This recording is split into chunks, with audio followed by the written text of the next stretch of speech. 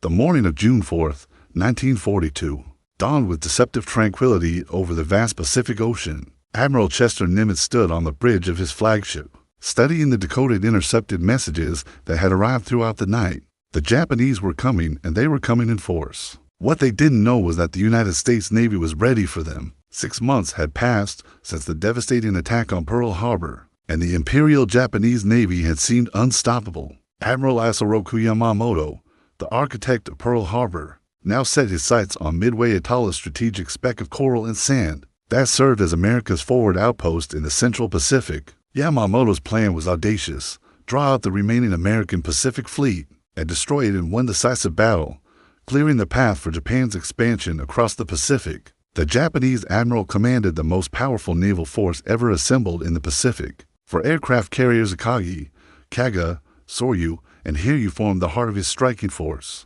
carrying over 250 of Japan's finest pilots and most advanced aircraft. These floating airfields had terrorized the Pacific for months, striking targets from Pearl Harbor to the Indian Ocean with impunity. Supporting them were battleships, cruisers, and destroyers, creating an armada that seemed invincible.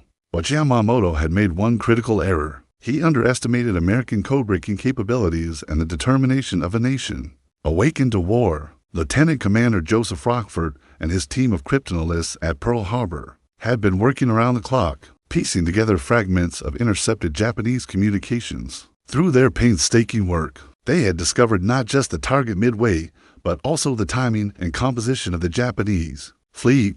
Admiral Nimitz faced an agonizing decision. His available forces were vastly outnumbered. He could muster only 3 aircraft carriers, the USS Enterprise, USS Hornet, and the hastily repaired USS Yorktown, which had limped back from the Coral Sea battle just days earlier. With significant damage, the shipyard workers at Pearl Harbor had performed miracles, completing 90 days of repairs in just 72 hours, but Yorktown remained vulnerable. As referenced in Samuel Eliot Morrison's comprehensive naval history, The Two Ocean War, the American strategy would rely not on superior numbers, but on superior intelligence and tactical surprise. Nimitz positioned his carriers northeast of Midway, beyond the range of Japanese reconnaissance aircraft, while the island's defenders prepared for the inevitable assault. The stage was set for what would become the most decisive naval battle in the Pacific War. On one side stood the proud Imperial Japanese Navy, veterans of countless victories, confident in their superiority and their divine mission.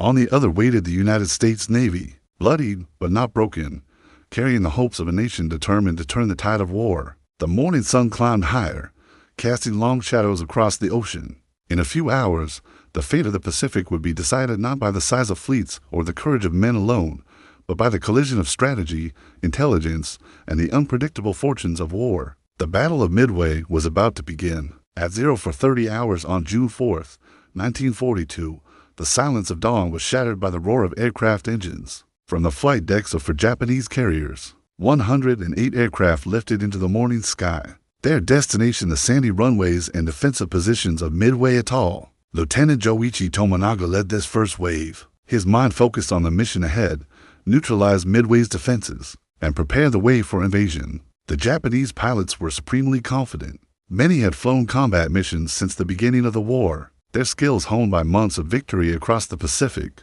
Their aircraft's Aerofighters, Val-dive bombers, and K-torpedo bombers represented the finest naval aviation technology in the world. As they flew southwest toward their target, they had every reason to believe this would be another routine operation. But Midway was ready. Radar operators on the island had detected the incoming formation at 0520 hours. Still 150 miles out, air raid sirens wailed across the tiny atoll as every available American fighter scrambled. To meet the threat, the defenders launched 26 aircraft, obsolete Brewster Buffaloes, and a handful of newer Wildcat fighters, piloted by Marines who knew they were flying inferior machines. Against the world's best naval aviators, the aerial battle above Midway was fierce but brief. The American fighters fought with desperate courage, but they were overwhelmed by superior numbers and aircraft. Major Floyd Parks led his Marine fighters in a head-on attack against the Japanese formation, sacrificing altitude advantage for the chance to disrupt the enemy's bombing runs. The cost was severe. 15 American fighters were shot down, with only the Japanese aircraft lost in return. Despite the heroic efforts of the Marine pilots, Tomonaga's bombers reached their target, Explosions erupted across Midway as Japanese bombs found their marks. The airfield's fuel storage tanks erupted in towering columns of black smoke, and several buildings were destroyed. Yet the damage, while significant, was not decisive. Most importantly, Midway's runways remained operational, and the island's defensive capabilities were far from eliminated. At 0700 hours, Tominaga transmitted a fateful message back to the Japanese carriers: there is need for a second attack wave. This assessment would prove to be one of the most consequential decisions of the battle. Admiral Chuichi Nagumo, commanding the Japanese carrier force, faced a critical choice. His reserve aircraft were armed with torpedoes and armor-piercing bombs for use against ships the American fleet that Yamamoto hoped to draw into battle to prepare for a second attack on Midway. These weapons would need to be replaced with high-explosive bombs suitable for land targets. The decision seemed logical. No American ships had been spotted, and Midway's continued resistance posed a threat to the planned invasion. At 0715, Nagumo ordered the rearming to begin. On the hangar decks of Akagi and Kaga, ordnance crews began a laborious process of switching weapons systems, unaware that American dive bombers were already in the air, racing toward them across the vast Pacific. Meanwhile, from Midway itself, the island's remaining aircraft launched their own desperate attacks against the Japanese fleet. Antiquated Marine dive bombers, Army Air Force bombers, and Navy torpedo planes took off from the battered runways in wave after wave of attacks. These brave aviators flew obsolete aircraft against the most powerful naval force in the Pacific. Knowing their chances of survival were slim, most would not return. Their sacrifice buying precious time for the main American fleet to close the distance and prepare for the decisive confrontation that lay ahead. The morning was still young, but already the course of the battle was being shaped by decisions made in the heat of combat, each choice rippling forward to influence the climactic moments yet to come. Admiral Raymond Spruant stood on the bridge of the USS Enterprise, his weathered face betraying none of the tension that gripped every man in the American task force. At 0600 hours, his scout planes had launched into the pre-dawn darkness. Their mission critical: find the Japanese fleet before it found them. The success or failure of everything Admiral Nimitz had planned hinged on locating Admiral Nagumo's carriers while they remained vulnerable. Lieutenant Commander Howard Young, piloting the dauntless dive bomber from the Enterprise, was among the first to pierce the morning haze. At 0534, his radio crackled to life with a message that would change the course of the Pacific War. Enemy carriers bearing 240 degrees, distance 180 miles, the Japanese fleet had been found. Aboard the flagship Akagi, Admiral Nagumo was facing the very dilemma that American intelligence had hoped to create. His first attack wave was returning from Midway, low on fuel and some bearing battle damage. Simultaneously, his crews were in the middle of rearming his reserve aircraft for a second strike against the island. Then, at 0728, a Japanese reconnaissance plane radioed a report that sent shockwaves through the fleet. 10 ships, apparently enemy, bearing 0 degrees, distanced 140 miles from Midway. The Admiral's carefully laid plans suddenly unraveled. American ships were in the area exactly what Admiral Yamamoto had hoped for, but not under these circumstances. Nagumo's carriers were caught in the worst possible situation. His attack planes were returning and needed to land immediately, while his reserve aircraft were in various stages of rearming. The flight decks were cluttered with aircraft, fuel lines, and ordnance, a powder keg waiting for a spark. Commander Wade McCluskey, leading Enterprise's air group, had launched at 072 hours with 33 dive bombers. His orders were clear: find the Japanese carriers and destroy them. But the vast Pacific Ocean seemed determined to hide his quarry, flying the course indicated by the morning's reconnaissance reports. McCluskey found only empty water where the enemy fleet should have been. The Japanese had changed course after launching their Midway attack, a standard tactical maneuver that now threatened to save them from destruction. McCluskey faced a commander's nightmare. His fuel was running low, his pilots were growing anxious, and the most important target in the Pacific War was somewhere out there, invisible beneath the scattered clouds. It was then that McCluskey made the decision that would earn him a place in naval history. Instead of turning back to the Enterprise, he chose to continue the search, gambling his entire squadron on a hunch, following a lone Japanese destroyer that appeared to be racing northward, possibly to rejoin the main fleet. He pushed deeper into enemy waters. At 0955, McCluskey's persistence was rewarded through a break in the clouds. He spotted the distinctive wakes of ships moving in formation. There, spread out below him like targets on a practice range, were 3 Japanese aircraft carriers, Akagi, Kaga, and Soryu. Their flight decks were crowded with aircraft being refueled and rearmed, while others circled overhead, waiting to land. The moment of maximum vulnerability that American planners had hoped for had arrived. McCluskey's radio transmission was calm and professional, betraying none of the excitement that must have surged. Through him, attack immediately, enemy carriers in sight. The dive bombers of Enterprise Air Group pushed over into their attack dives, beginning the most crucial 10 minutes in the history of naval aviation. Below them, Japanese lookouts finally spotted the incoming American aircraft, but it was too late. Air raid sirens wailed across the Japanese fleet, but the carriers could not launch fighters quickly enough to intercept the diving dauntlesses. The hunters had found their prey, and the tide of the Pacific War was about to turn in the span of a few devastating minutes. At 10:22 a.m. on June 4, 1942, the sky above the Japanese carrier fleet exploded into chaos. Commander Wade McCluskey's dive bombers from the Enterprise screamed down from 14,000 feet. Their target, the pride of the Imperial Japanese Navy. What happened in the next 5 minutes would reverse the course of the entire Pacific War. Lieutenant Commander Maxwell Leslie led the dive bombers from the Yorktown, arriving almost simultaneously with McCluskey's group through a stroke of tactical fortune that no planner could have orchestrated. The 2 American air groups had approached from different directions, overwhelming the Japanese defenses and creating the kind of coordinated attack that naval aviators could only dream of achieving. The Japanese carriers were caught in the worst possible configuration. Admiral Nagumo's flight decks were crowded with aircraft being refueled and rearmed. Fuel hoses snaked across the wooden decking, and ordnance lay scattered where crews had been interrupted in their work. The carriers could not launch additional fighters, nor could they maneuver effectively with aircraft operations in progress. Lieutenant Dick Best, leading Enterprise's bombing squadron, selected the carrier Akagi as his primary target. The flagship of Admiral Nagumo represented the heart of Japanese carrier aviation, and Best knew that its destruction would deal a crippling blow to enemy morale. The explosion that followed was catastrophic. Fuel from ruptured aircraft tanks mixed with aviation gasoline from the ship's supply lines, creating an inferno that spread rapidly throughout Akagi's hangar deck. Stored ordnance began to detonate in chain reactions, each explosion feeding the next. Within minutes, the carrier that had launched the attack on Pearl Harbor was transformed into a floating funeral pyre.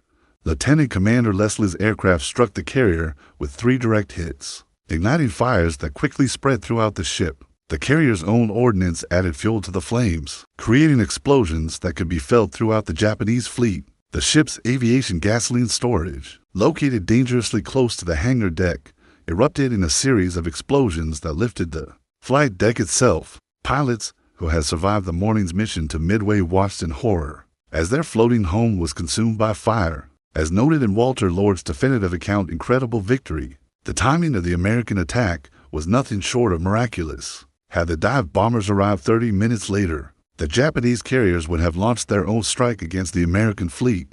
Had they arrived 30 minutes earlier, they would have found the carriers with clear decks and fighters ready to intercept them. Within the span of 5 minutes, 3 of Admiral Yamamoto's fleet carriers were burning wrecks. The carefully trained pilots, who represented years of Japanese naval aviation experience, were dead or trapped aboard sinking ships.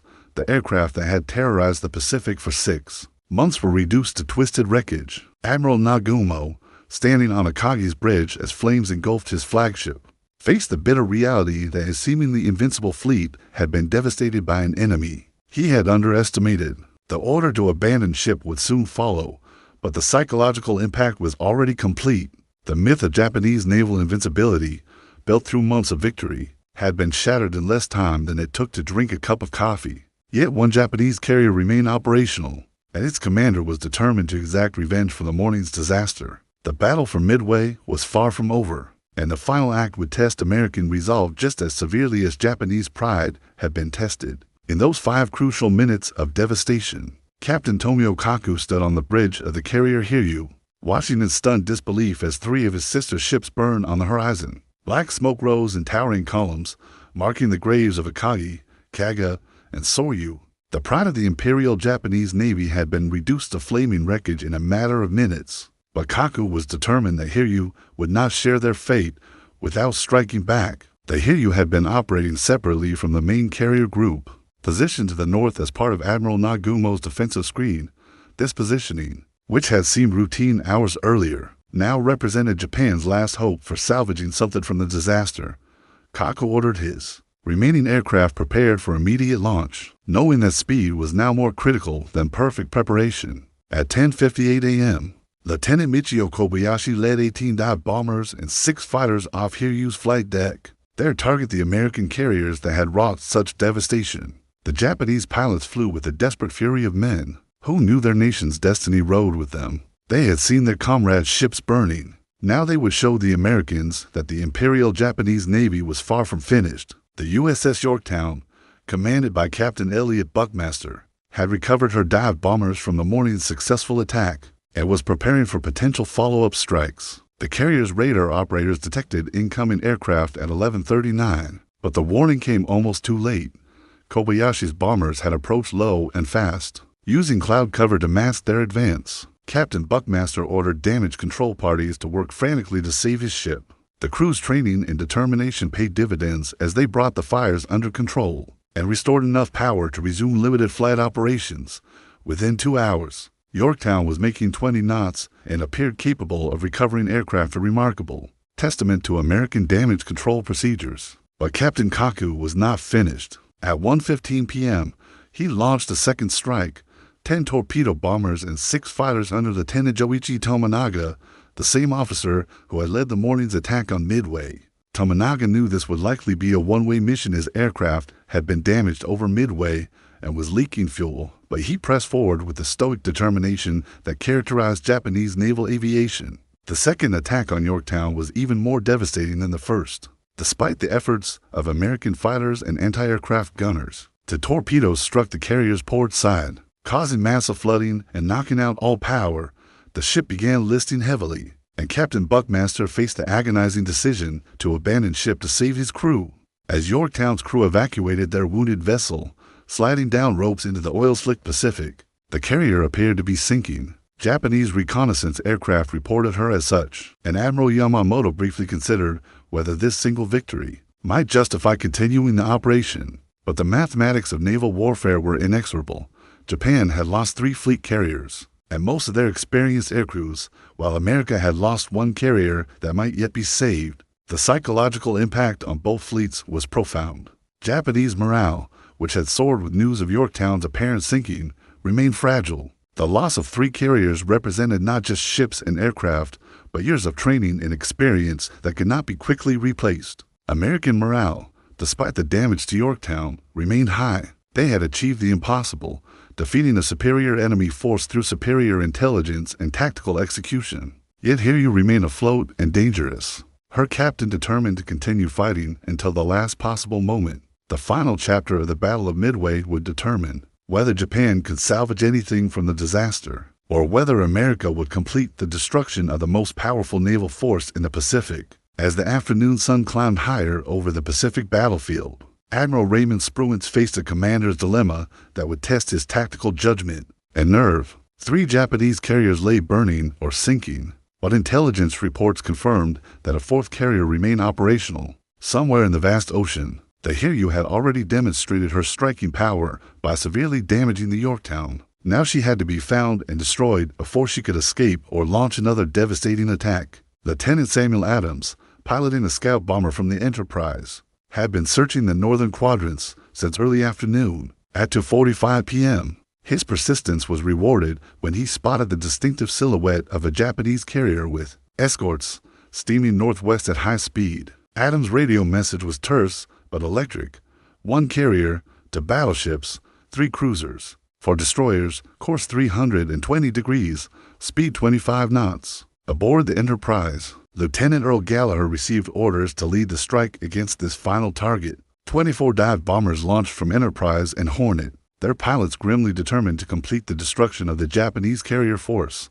Many of these same aviators had participated in the morning's attacks that had devastated 3 enemy carriers. Now they would attempt to finish what they had begun. Captain Tomio Kaku, commanding the Hiryu, was fully aware that American aircraft were hunting his ship. His radar operators had detected incoming formations, and he ordered his remaining fighters aloft to intercept them, but Hiryu's air group had been severely depleted by the day's operations, and only a handful of Zero fighters remained operational to defend the carrier. At 5 p.m., Gallagher's dive bombers pushed over into their attack runs despite fierce anti-aircraft fire from Hiryu's escorts. The Japanese carrier attempted evasive maneuvers, her captain skillfully using full rudder and varying speed to throw off the American bombing calculations for several crucial minutes. It appeared that Hiryu might escape the fate of her sister ships. Lieutenant Commander Clarence Wade Dickinson, a veteran pilot flying from Enterprise, later described the attack in vivid detail. Through breaks in the anti-aircraft bursts, the American pilots could see Hiryu's flight deck crowded with aircraft being prepared for what would have been another strike against the American fleet. The carrier's vulnerability was obvious, but the diving angle and defensive fire made accurate bombing extremely difficult. Then Lieutenant Paul Holmberg's 1,000-pound bomb found its mark, striking Hiryu just forward of the after elevator. The explosion penetrated deep into the carrier's structure, igniting aviation fuel and stored ordnance. Within minutes, a second bomb hit near the forward elevator, and Hiryu's fate was sealed. Flames spread rapidly throughout the ship's wooden flight deck and hangar spaces, creating the same devastating fires that had consumed her sister ships hours earlier. As documented in Gordon Prange's authoritative research Miracle at Midway, Captain Kaku remained on his bridge as flames engulfed his ship, personally supervising damage control efforts until the very end. His dedication exemplified the warrior spirit of the Imperial Japanese Navy, even in defeat. When it became clear that Hiryu could not be saved, Kaku chose to go down with his ship rather than face the dishonor of losing Japan's last operational carrier. By 6 p.m., all four of Admiral Nagumo's fleet carriers were either sunk or sinking. The most powerful carrier force ever assembled in the Pacific had been completely destroyed. In a single day of combat, Japan's carefully husbanded naval aviation strength built up over years of training and combat experience had been reduced to burning wreckage scattered across hundreds of square miles of ocean. Admiral Yamamoto, monitoring the battle from his flagship Yamato 300 miles to the west, received the reports of Hiryu's destruction with stoic acceptance. His grand strategy for decisive victory in the Pacific lay in ruins. The operation that was supposed to eliminate American naval power had instead resulted in the destruction of his own most valuable assets. As night fell over the Pacific, the architect of Pearl Harbor faced the bitter reality that Japan had lost not just a battle, but quite possibly the war itself. As dawn broke on June 5, 1942, the Pacific Ocean bore witness to one of the most decisive reversals in naval history. Where the previous morning had seen for mighty Japanese carriers preparing to launch their aircraft, now only oil slicks, debris, and scattered lifeboats marked their graves. The Battle of Midway was effectively over, but Admiral Chester Nimitz understood that consolidating this victory would require careful judgment in the hours ahead.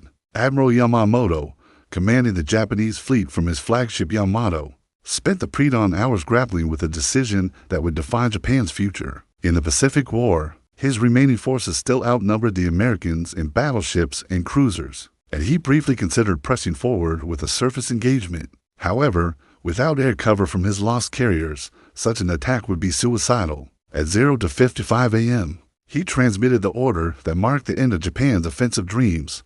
The Midway operation is canceled. All forces will withdraw. The human cost of the battle was staggering, particularly for Japan. For fleet carriers Akagi, Kaga, Soryu, and Hiryu had taken with them over 3,000 sailors and airmen, including many of Japan's most experienced pilots. These aviators, trained through years of rigorous preparation, could not be quickly replaced. Japan's naval aviation capability, which had dominated the Pacific for 6 months, was crippled in a single day. Captain Elliot Buckmaster's USS Yorktown, abandoned the previous day after suffering severe damage, refused to sink as predicted. American salvage crews reboarded the carrier on June 6th, and for a time it appeared she might be saved. However, the Japanese submarine I-168, commanded by Lieutenant Commander Yahachi Tanabe, had been stalking the damaged vessel. At 1:36 p.m. on June 6th, Tanabe's torpedoes finally sent Yorktown to the bottom, along with the destroyer Hammond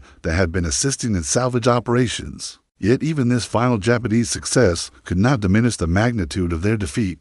The strategic implications of Midway reverberated throughout both fleets immediately. For the United States, The victory provided breathing space to build the massive naval and air forces that would eventually overwhelm Japan. For Japan, the loss of four carriers and their experienced air groups marked the beginning of an irreversible decline in naval aviation capability. The battle's impact extended far beyond mere numbers of ships sunk or aircraft destroyed. Admiral Yamamoto's strategy had been based on achieving a decisive victory that would force America to negotiate a favorable peace. Instead, Midway demonstrated that Japan could be beaten, energizing American war production and strengthening resolve to continue fighting until achieving unconditional victory. Intelligence proved to be the decisive factor in the American triumph. The work of Lieutenant Commander Joseph Rockford and his code-breaking team had provided Admiral Nimitz with priceless advance knowledge of Japanese intentions. This information allowed the Americans to position their limited forces for maximum effect, turning what should have been a Japanese ambush into an American trap, as Admiral Spruance ordered his task force to retire eastward, avoiding the temptation to pursue the retreating Japanese fleet into potentially dangerous waters. He demonstrated the strategic wisdom that had characterized American leadership throughout the battle. The victory at Midway was complete. There was no need to risk it by overextending American forces. The sun set on June 6, 1942. Over a Pacific Ocean fundamentally changed from the morning of June 4th. Japan's dream of Pacific dominance lay shattered beneath the waves. While America had taken the first crucial step toward victory in the Pacific War, the tide had indeed turned at Midway, and it would never turn back in Japan's favor again. The Battle of Midway stands as a testament to the decisive impact that intelligence, courage, and tactical brilliance can have in the crucible of war, transforming what seemed like certain defeat into one of history's most complete naval victories.